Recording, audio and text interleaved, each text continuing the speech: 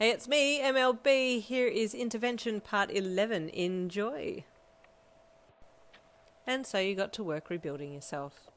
You knew you would need a lot of support, so once you had changed your number, with the help of Hawks, who also blocked your ex's number in the new phone, you only told those who you knew were going to be a support to you about your number change. Life picked back up again, and you started working again. Your psychiatrist was lovely and gave you plenty of things to work on, which was challenging, but you appreciated it, and you also kept in closer contact with Dabi. Keeping in touch with him was a little tricky considering his villainous background, but as often as you could, you would sneak off to the bar at the end of town and have a drink with him. It was on one of those nights, 8 months on from when the whole thing with your ex happened, you headed out into the bar to catch up with him. "Hey," you greeted with a warm smile, which he returned with his relative indifference, his half-lidded turquoise eyes watching you keenly as you walked in and sat down opposite him on one of the high side top tables. "So, what's new, hero?"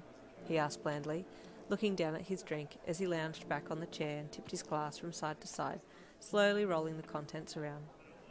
"I'm doing well," you replied with a genuine smile that lit up your face. His eyes met yours, and then he quickly looked away and sucked a breath in. "Good," he replied. Your face fell. "Why?"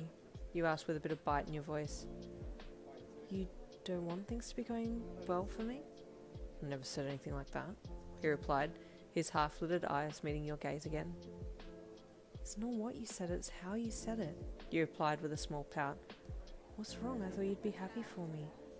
"Listen, we're going to talk or not? Because if you're going to cop that attitude, I'll go," he said, sitting forwards as if he were going to get up and leave. "Why are you being like this?" you asked, leaning forwards and getting up as he got up so that you could follow him outside. "Dabi, talk to me," you demanded from behind him as he pushed his way through the small crowd in the bar, hands in his pockets and head hunched down as he walked out into the cold. You activated your quirk and you were in front of him in a second. "Hey," you hissed, slitted eyes ablaze and tongue forking. "Do you know why he never came back? Why you've had such a good run? Never seen him again?" Dabi snapped with agitation. "What?" You deactivated your quirk and stood there. "What do you mean?" "Can't do this anymore," he suddenly said in a low voice. He looked angry, but you could tell that there was some other emotion mixed into it as well. But which emotion? "Dabi, would you just talk to me? What's going on? You're having a one-sided conversation, and I want it to be a two-sided conversation." "It's because you wouldn't... Anyway, it's an absurd dream. Don't come and see me again. Got it?" he snapped. Your heart sank. "Dabi, what are you talking about?" you asked, the fear of losing him showing plainly on your face. "Be gone, hero," he said darkly, walking towards you but aiming to go past you. No, I'm not letting you go until you talk to me," you said, stepping into his path to block his way. He walked right up to you and stopped, but you had to hold your hands against his chest firmly to stop him from pushing past you. "Dabi!"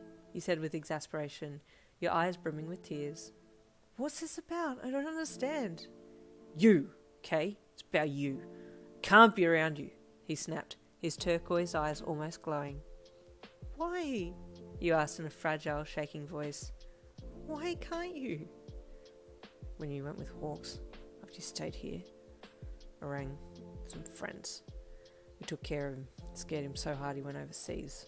Got tabs on him, he'll never come back." This new information, 8 months on down the track, still rattled you, and you just stared up into his face. "You did that?" you asked. "For me?" "Yeah," he said bluntly. "There's nothing I wouldn't do for you." A little tingle shot through your body, and then your heart raced. "Well, thank you," he said with a gentle smile. "But why can't you see me again? What's this got to do with not seeing me again? I like seeing you. I look forward to it. We've been friends since..." "Friends," he snorted. "Yeah, that's why." "What?" you asked, confused. What's wrong with that? I can't be friends with you?" "No, that's all it'll ever be. If that. Friends." His eyes averted from yours, and a rare vulnerability crept in. "What do you mean by that?" you asked curiously. He wasn't making any sense. "What do you mean we'll only be Then it hit you. Dabi kept his eyes averted from yours, waiting in a deafening silence. It was so loud. You took your hand from his chest. That was a lot to think about. Dabi? You asked softly. Do you have feelings for me? Is that what this is about? He didn't reply. I need to know if I'm understanding what's going on so I can think about it, you said again. Spare me the pity, he said with a loud, annoying sigh.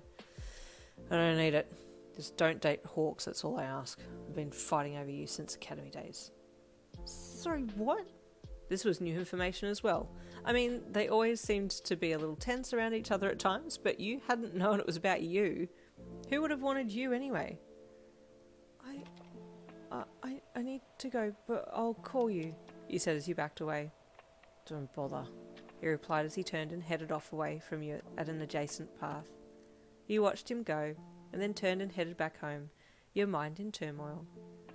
You had kept telling yourself that you weren't going to date again, but Dabi understood you. He'd been there for you when all the chips were down. He'd been the one to kickstart your rehabilitation, and had gone out of his way to keep your ex away from you, for good. You did think he was cute.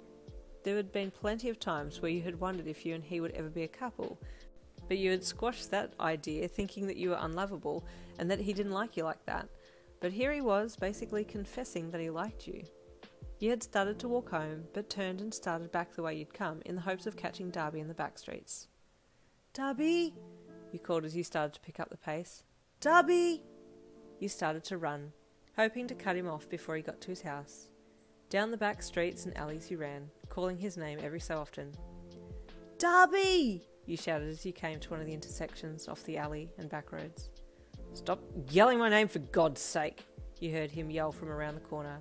So with a giant grin on your face, you kept running until you caught up to him. Dabi! You panted. What the hell do you want? He asked gruffly.